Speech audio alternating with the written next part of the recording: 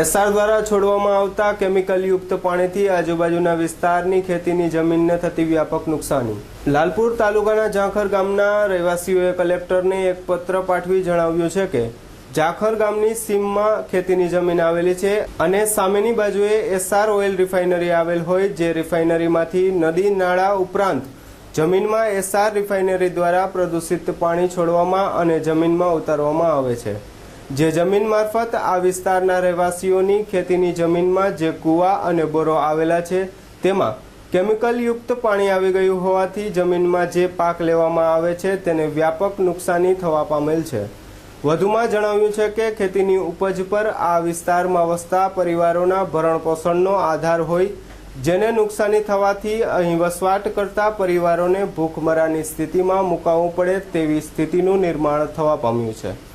કેમિકલયુક્ત પાણી કંપની દ્વારા છોડવામાં આવે છે તે અંગે એસઆર કંપનીને રજૂઆત પણ આ વિસ્તારના ખેડૂતો દ્વારા કરવામાં આવેલ છે અને રિફાઇનરીને તકેદારીના પગલાં લેવા સૂચનો પણ આપેલ છે। તેમ છતાં એસઆર રિફાઇનરી તથા સ્થાનિક આગેવાનોની મિલીભગતથી 10-12 ખેડૂતને વળતર આપી અન્યોને બાકાત રાખવામાં આવેલ છે। આ અંગે બાકી રહેતા ખેડૂતોને પણ ન્યાય મળે તે માટે કલેક્ટરને પત્ર દ્વારા જણાવવામાં આવેલ છે।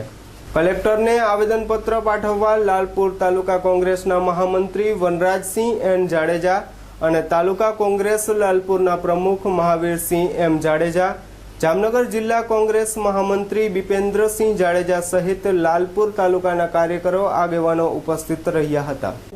લાલપુર તાલુકાના જાખર અને આસપાસના 7-8 ગામોમાં એસઆર કંપની દ્વારા જે કેમિકલયુક્ત પાણી નાળાઓમાં છોડવામાં આવે છે, આ પાણીના હિસાબે ત્યાંના કુવાઓ અને બોરના પાણી એકદમ કેમિકલયુક્ત આવવા માંડ્યા છે, જે પીવા અને ખેતી કરવા લાયક નથી। વારંવાર કંપનીના આ અંગેની રજૂઆત કરવા છતાં પણ કંપની દ્વારા આ પાણી છોડવામાં આવતા આજરોજ લાલ બંગલા ખાતે ધરણાનો અને જિલ્લા કલેક્ટરશ્રીના આવેદનનો કાર્યક્રમ રાખ્યો છે અને જો કંપની દ્વારા આ અંગે તાત્કાલિક નિર્ણય લેવામાં નહીં આવે તો ભવિષ્યમાં પણ આવા કંપની વિરુદ્ધના કાર્યક્રમો આપવામાં આવશે।